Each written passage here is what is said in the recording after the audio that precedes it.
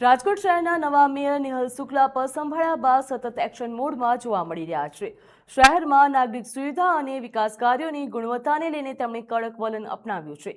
જ્યાં તાજેતરમાં અંદાજે 72 કરોડ રૂપિયાના ખર્ચે નિર્માણ પામેલા સાંઢિયા પુલની મુલાકાત દરમિયાન મેયરે કામગીરીમાં જોવા મળેલી ખામીઓને લઈને અધિકારીઓ સામે નારાજગી પણ વ્યક્ત કરી હતી અને તાત્કાલિક સુધારણા માટે આદેશ આપવામાં આવ્યા હતા। જોઈએ આ અંગેનો વિશેષ અહેવાલ।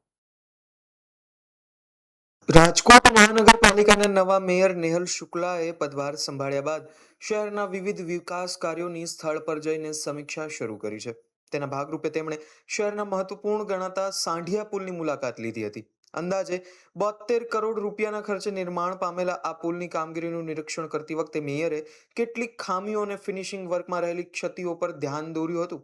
મુલાકાત દરમિયાન ડેપ્યુટી મેયર દક્ષાબેન વાસાણી અને સ્ટેન્ડિંગ કમિટીના ચેરમેન પરેશ પીપળિયા સહિત તેમજ શાસક પક્ષના નેતા હિરેન ખીમાણીયા સહિતના પદાધિકારીઓ પણ હાજર રહ્યા હતા। પદાધિકારીઓએ સ્થળ પર જ અધિકારીઓ પાસેથી કામગીરી અંગે માહિતી મેળવી હતી।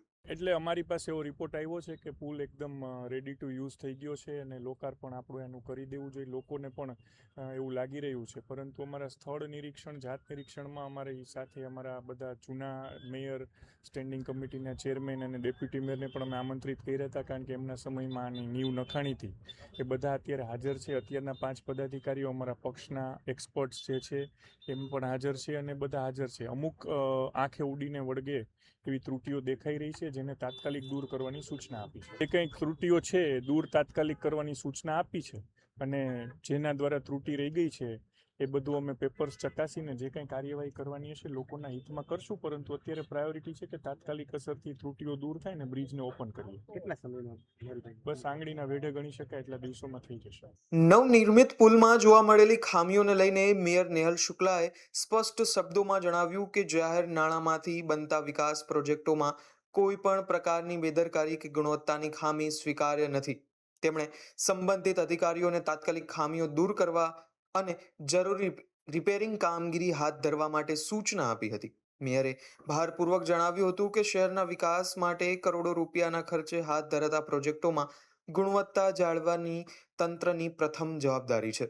જો કોઈ પણ પ્રકારની બેદરકારી સામે આવશે તો તેની જવાબદારી પણ નક્કી કરવામાં આવશે। રાજકોટ શહેરમાં છેલ્લા કેટલાક સમયથી વિવિધ વિકાસ કાર્યો ઝડપથી આગળ વધી રહ્યા છે, ત્યારે નવા મેયર તરીકે નેહલ શુક્લા મેદાનમાં ઉતરીને કામગીરીની જાતે સમીક્ષા કરી રહ્યા છે। તાજેતરમાં સિવિક સેન્ટરમાં નાગરિકોને પડતી મુશ્કેલીઓ અંગે પણ તેમણે અધિકારીઓ સાથે બેઠક યોજી અને જરૂરી સૂચનો પણ આપ્યા હતા। શહેરના રસ્તા, બ્રિજ, ડ્રેનેજ, પાણી પુરવઠો અને અન્ય નાગરિક સુવિધાઓને વધુ અસરકારક બનાવવા માટે મેયર દ્વારા સતત મોનિટરિંગ કરવામાં આવી રહ્યું છે। સાંઢિયા પુલની મુલાકાત દરમિયાન અપાયેલા કડક સંદેશ બાદ હવે તંત્ર પણ વધુ સતર્ક બન્યું હોવાનું માનવામાં આવી રહ્યું છે। જાહેર સુવિધાઓમાં ગુણવત્તા અને જવાબદારી સુનિશ્ચિત કરવા માટે મેયર દ્વારા હાથ ધરવામાં આવેલા આ પ્રયાસોને નાગરિકો પણ મહત્વપૂર્ણ પગલાં તરીકે જોઈ રહ્યા છે।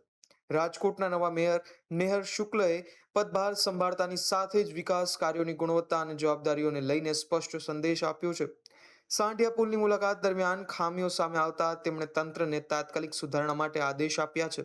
હવે જોવાનું એ રહેશે કે અધિકારીઓ આ સૂચનાઓનું કેટલું ઝડપી અને અસરકારક રીતે પાલન કરે